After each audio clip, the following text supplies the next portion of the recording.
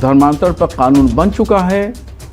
अगर कोई धर्मांतरण कराएगा या कोई संस्था कराएगी या कोई व्यक्ति कराएगा, चाहे हिंदू हो या मुसलमान, वो कानून की गिरफ्त में आएगा। मोहन भागवत के बयान पर मौलाना ने बड़ा पलटवार किया है। क्या कुछ कहा है इस वीडियो में आपको हम बताएंगे। नमस्कार, 4 PM पर आप सभी का स्वागत है। दोस्तों, उत्तर प्रदेश में विधानसभा चुनाव नजदीक आते ही राजनीतिक माहौल तेज हो गया है। सभी दल अपनी अपनी रणनीति बनाने में जुटे हैं और नेताओं के बयान भी लगातार चर्चाओं में बने हुए हैं। इस बीच आरएसएस प्रमुख मोहन भागवत का यूपी दौरा भी बढ़ता जा रहा है। कल जब वो लखनऊ आए तो उनका लखनऊ दौरा खास चर्चा में आ गया। उनके बयान ने प्रदेश की राजनीति में नई बहस को जन्म दे दिया। लखनऊ में आयोजित एक सामाजिक सद्भाव बैठक को संबोधित करते हुए मोहन भागवत ने भारतीय मुसलमानों की घर वापसी और हिंदू समुदाय के लोगों को 3 बच्चे पैदा करने की नसीहत दी। उन्होंने कहा कि हिंदुओं की घटती जनसंख्या एक चिंता का विषय है। साथ ही जबरदस्ती और लालच देकर किए जा रहे धर्मांतरण पर रोक लगाने की बात भी कही है। मोहन भागवत ने कहा कि भारत में रहने वाले मुसलमान भी हिंदू हैं, वो अरब से नहीं आए हैं। उन्होंने कहा कि भारत में रहने वाले मुसलमानों की घर वापसी करानी है, लेकिन यह काम धीरे धीरे किया जाएगा। उन्होंने आगे कहा कि जो लोग हिंदू धर्म में लौटे हैं उनका ध्यान भी हमें रखना होगा। इसके अलावा उन्होंने घुसपैठ पर भी चिंता जाहिर की है। वहीं मोहन भागवत के इन बयानों के बाद राजनीतिक हलकों में चर्चा और बहस तेज हो गई है। कुछ लोग उनके विचारों का समर्थन कर रहे हैं तो कुछ विपक्षी दल इसे चुनावी माहौल से जोड़कर देख रहे हैं। कुल मिलाकर उनके बयान ने उत्तर प्रदेश की सियासत को और अधिक गर्म कर दिया है।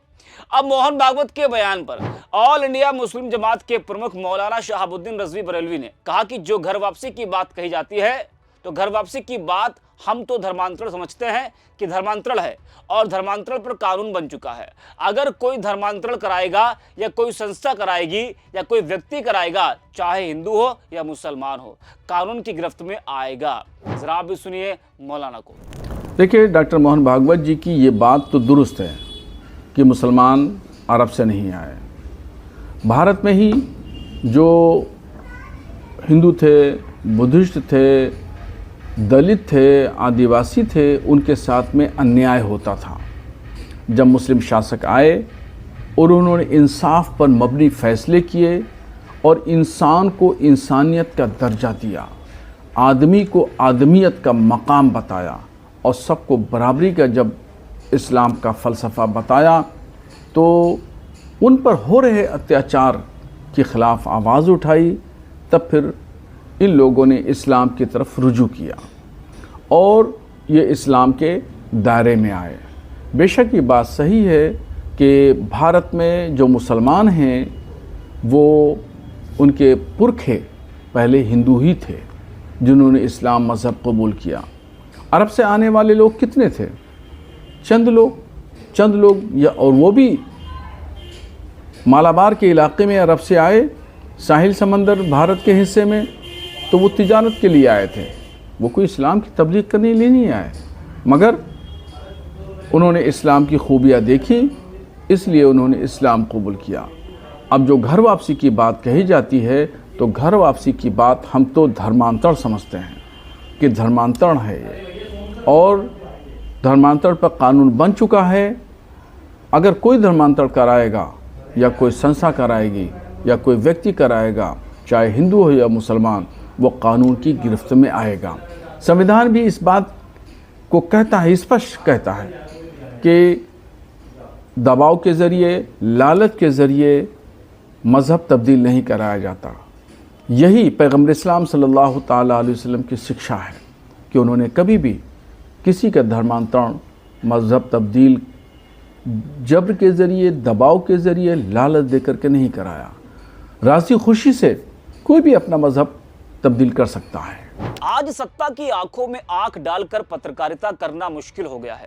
हम पर मुकदमों से लेकर चैनल को बंद करने का दबाव कई बार बनाया गया और अभी भी बनाया जा रहा है। मुश्किल दौर है, लेकिन हम हार नहीं मानेंगे। इसलिए 4 PM को आप सभी लोग ज्वाइन करें और निष्पक्ष पत्रकारिता को जिंदा रखने के लिए जितना हो सके हमारा आर्थिक सहयोग भी करें। उम्मीद है कि आपके सपोर्ट से ये जंग भी हम जीत पाएंगे। तो सुना आपने, मौलाना शहाबुद्दीन कह रहे हैं कि अगर कोई धर्मांतरण कराएगा तो वो कानून की गिरफ्त में आएगा। इसको सीधा मोहन भागवत पर हमला माना जा रहा है। दोस्तों, चुनावी माहौल में जिस तरह से मोहन भागवत ने जो बयान दिया वो काफी चर्चा में है और राजनीतिक तापमान भी बढ़ा रहा है। ऐसे बयानों को लेकर सवाल उठ रहा है कि क्या ये बयान किसी दल को, खासकर बीजेपी को फायदा पहुंचाएगा। कई लोगों का मानना है कि चुनावी माहौल में जनसंख्या, धर्म और सांस्कृतिक पहचान जैसे मुद्दे उठाना राजनीतिक रूप से प्रभाव डाल सकता है और बीजेपी के समर्थन में माहौल बना सकता है। वहीं आपको बता दें कि लखनऊ विश्वविद्यालय में मोहन भागवत के शताब्दी समारोह में शामिल होने पर NSUI छात्रों ने जोरदार विरोध प्रदर्शन किया। विश्वविद्यालय परिसर में पहुंचते ही छात्रों ने गो बैक मोहन भागवत और गो बैक के नारे लगाए, जिससे हंगामा मच गया। पुलिस ने प्रदर्शनकारी छात्रों पर कार्रवाई करते हुए उनको हिरासत में लिया। इस वीडियो में इतना, आप देखते हैं 4 PM।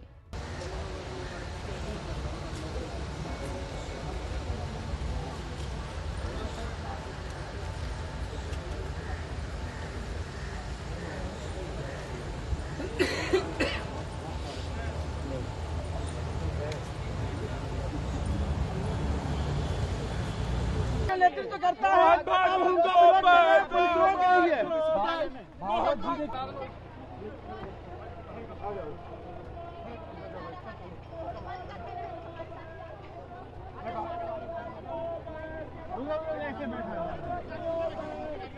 मोहन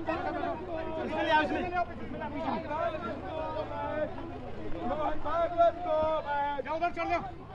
मोहन भागवत को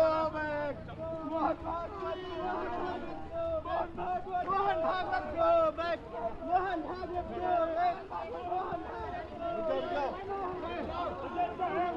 विरोध प्रदर्शन करेंगे और ये मोहन भागवत को इस विद्यालय में प्रवेश नहीं करने देंगे। ठीक है, नाम बताओ। मेरा नाम सुमन अग्रवाल, लखनऊ विश्वविद्यालय का छात्र। अपने नाम बताओ। शुभम कुमार, लखनऊ विश्वविद्यालय का छात्र। देखिए, GUGC का जो बिल आया, सुप्रीम कोर्ट से स्टे लगा है। मोहन भागवत पीछे कोई बयान मोहन भागवत को शिक्षा के मंदिर में नफरती चिंतुओं का क्या काम? भारत के मंदिर में, शिक्षा के मंदिर में नफरती चिंतुओं का क्या काम? गाड़ी इधर ही निकलवा लीजिए, इधर ही निकलवा लीजिए, गाड़ी सीधे निकलवा, गाड़ी सीधे निकलवा। सुनो,